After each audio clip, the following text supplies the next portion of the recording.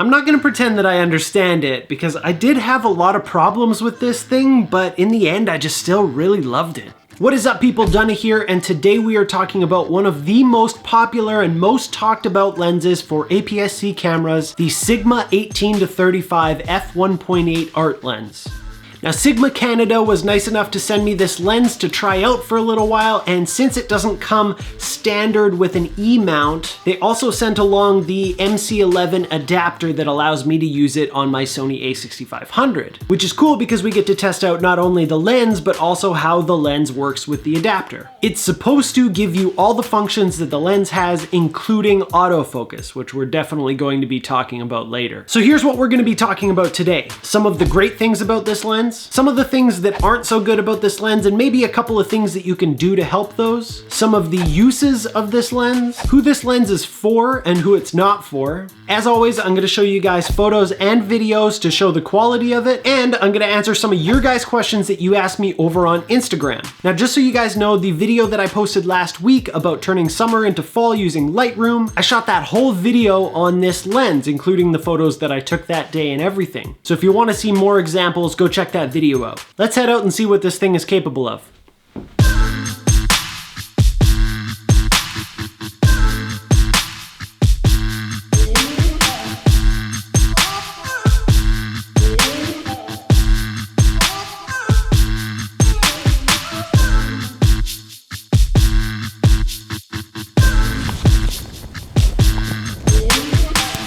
Okay, so let's start off by talking about the build quality of this lens. This thing definitely feels like it could take a beating. I don't suggest testing that theory, but it feels hefty, it's nice. And each of the zoom and focus rings have a nice rubber grip on them. For the most part, handling this thing is quite a pleasure, but for some people, the weight of it might actually be a big downside. If you're including the MC-11 adapter, which I kind of have to in this case because I can't shoot without it, it's 930 grams, so almost 1 full kilogram, whereas compared to, let's say, my 18-105 is only about 450. It's definitely not the heaviest lens I've ever seen or used, but it's definitely not light either, so for vloggers and people who are traveling a lot, you might want to consider that. It's also quite long too, which makes it feel a little bit front heavy when you mount it on these small mirrorless cameras.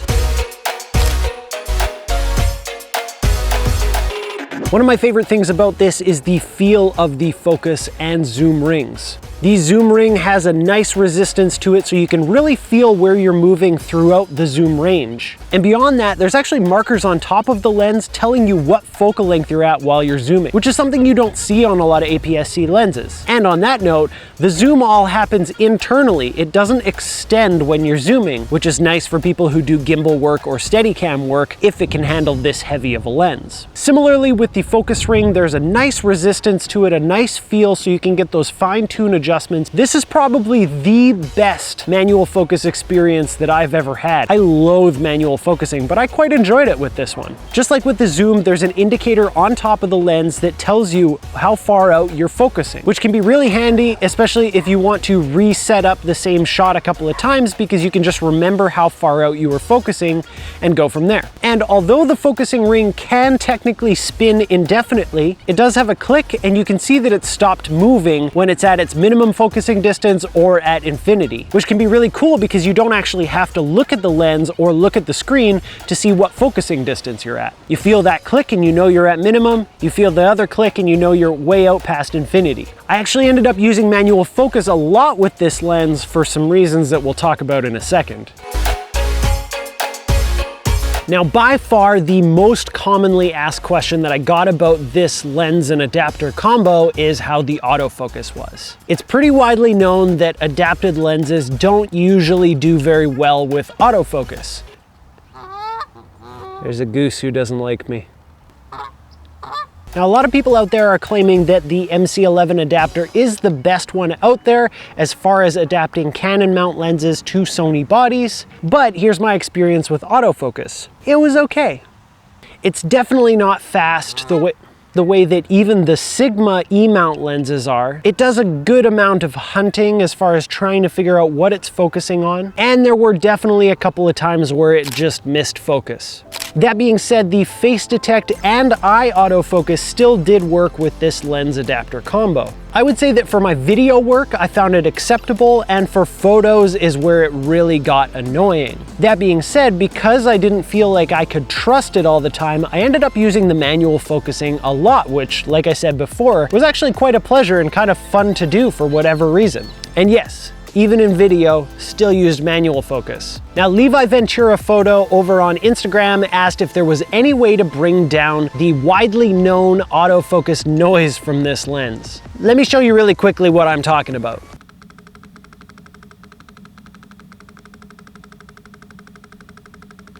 Check, check, check, test 1, 2. This thing is loud. That constant clicking noise is almost as annoying as those geese. It's just clicking so loud. So the only way that I could really get around that was either by going into manual focus mode and just setting my shots that way, or by using an external microphone, which is what I did with the video last week. I just used a lapel mic the whole time, or when I was at home doing the part in my studio, I had an overhead shotgun mic, and that's really the only thing that I can think of to solve that. From what I've heard, if you're not using the adapter, it might not be that loud, but in this case, I shoot Sony, this is my only option. Unfortunately, they don't make this lens yet for Sony E-Mount. Sigma, please, please make this lens for Sony E-Mount. Obviously, there are some shortcomings with the functionality of it, but where this lens really excels is in the image quality. The big question for me was, does it make sense to haul around a 16 and a 30 and have to switch lenses a lot? Or does it make more sense to just buy something like the 18 to 35? But typically with zoom lenses, you have a bit of a trade-off in quality, and this totally debunks that idea. The images that come out of this thing are amazing. The sharpness, corner to corner on this thing is just incredible.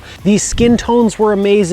The overall color was just amazing. The contrast is just incredible. Like, I was so happy with the images that I got out of this lens. One of the biggest things that you guys asked me was to test this lens against the Sigma 16mm E-Mount and the Sigma 30mm E-Mount and see how it stacked up as far as sharpness and color and all those kinds of things. When I tested this lens against the 16mm, I put it at 18mm because that's as wide as it goes. I did tests at wide open on both lenses, f2.8 and f4 on both lenses. And what I found was that wide open, the 16mm was actually a little bit sharper in the center, but the 18 was way sharper in the corners. When you stop it down to f2.8, it was about the same sharpness in the center, but the corners were just way better on the 18. By the time you stop it down to f4, the 18 just blows the 16mm away. Both center, corners, it's just sharp the whole way through the frame. Now, when I compared the 18 to 35 to the 30mm, I set it to 35mm, and I did the same test. Wide open, it was really close in the center. It was tough to know which one was sharper. And in the corners, the 35 took it again, but not by much. Stop down to 2.8, it's still pretty close in the center. I think the 35 might have a bit of an edge. And then in the corners, again, that 35 just blows it away. Stop down to f4, there is no contest whatsoever. This 35 is so sharp. And just comparing it throughout the focal length, I didn't do an extensive test or anything, but I noticed that it was sharper at 35mm throughout the frame than it was at 18, and especially when you're shooting wide open at f1.8. Speaking of which, the f1.8 constant aperture on this thing is pretty amazing. If you were to try and get a Sony lens like that, the closest thing is the f2.8 G Master lens, which costs, I think, twice as much as this lens does. But where this lens really shines is when you stop it down to f4. The thing is sharp throughout the entire frame. It's pretty crazy. And having that constant f1.8 aperture will give you amazing bokeh. You guys were definitely asking about how's the bokeh on this thing. Having f1.8 and having the art quality lenses, it's super nice. You have nothing to worry about there. A couple of things that are important to mention that aren't necessarily deal breakers for me personally. This lens doesn't have any stabilization in it. So if you're using a camera that doesn't have in-body stabilization, you might just want to be careful with that. If you're shooting video, try and use more tripod shots or use a stabilizer if your stabilizer can handle that kind of weight. And for photography, again, either use a tripod or just make sure your shutter speed is fast enough to handle it. A quick little trick that you can use for that is whatever your focal length is, put it over 1 and you should be at least as fast as that shutter speed. So if you're shooting, let's say at 18 millimeters, you want to be at least 1/18 of a second. Another thing is that this lens doesn't have weather sealing, so just be careful. Don't go outside with it if it's raining. Another thing important to note is that this lens isn't cheap. It's not a super expensive lens on its own, but when you bundle it with the adapter, if you're gonna need it for Sony cameras, you're looking at about $1150 US or about $1,400 Canadian. So considering that you could get the 16 and the 30 with money to spare for that, just definitely something to consider. If you really need nothing but top-notch quality and sharpness and colors, this might be the way to go, but if you're looking for a more budget solution, you might want to pick up those two other lenses.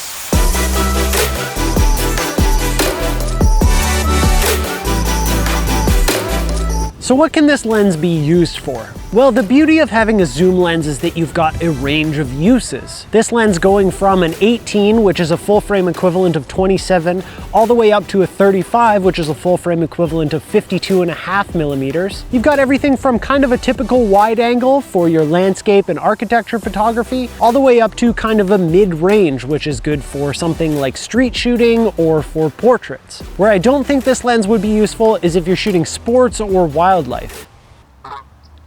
First of all, because it doesn't zoom in nearly enough for what you would need in some of those situations, but also because when you're using the adapter, you lose that speed that you have on native lenses. And when things are moving that fast, you want that autofocus to work and just work every time. So then who is this lens for? A lot of you guys ask me, can you vlog with this lens? Now the answer is definitely yes, but there are a couple of things you want to keep in mind. If you're the kind of person who vlogs with a GorillaPod and you're constantly walking around and there's lots of shake, this thing has no stabilization. So if you're using a camera that doesn't have in-body stabilization, just keep that in mind because it's going to be shaky. The added weight helps a little bit with that, but it's definitely not perfect. And it's really heavy, so if you're holding it out at the end of an arm's reach, it's gonna take a toll on your arm. Also, because of the autofocus noise, you're gonna have to capture audio separately. So it's definitely not an ideal vlogging lens, but it can be done. If you are a manual focus enthusiast, like I said before, I hate manual focusing, and I really liked manual focusing with this lens for whatever reason. If you're the kind of person who absolutely has to have sharp as a tack image quality with beautiful colors and contrast, and you're not willing to sacrifice anything, you're willing to pay whatever it takes, then this lens is definitely for you because it is beautiful. But like I said before, that comes at a price. And the other thing is, if you're someone who doesn't mind carrying around a bigger lens, something that's going to take up more space in their bag and it's going to be a little bit heavier to carry around, then this is also for you. If you're someone who's traveling a lot or you want to be inconspicuous while you're doing some street shooting or something like that, this might not be the best choice. So my kind of conclusion on this lens is that even though there are definitely some issues that I had with it, mostly with the noise and the autofocus, I really loved this lens. There's something about the quality and the weight to it. It feels good, the pictures look good, the video looks good. Like I said before, I'm not 100% sure why I love it because of all those problems, but I definitely loved having it. So as always, I want to turn it over to you guys. Leave a comment below if you have any questions about this lens at all, or if you think there's a better alternative out there. Let's start a conversation in the comment section. I want to say a big thank you to Sigma Canada for lending me the lens to do this review. I might send it back. If you want to be friends, click the circle to subscribe and click the bell notification so you don't miss anything. If you want to watch another video, there's one right here. I think you'll really like it. Thanks so much for watching, and I'll see you next time.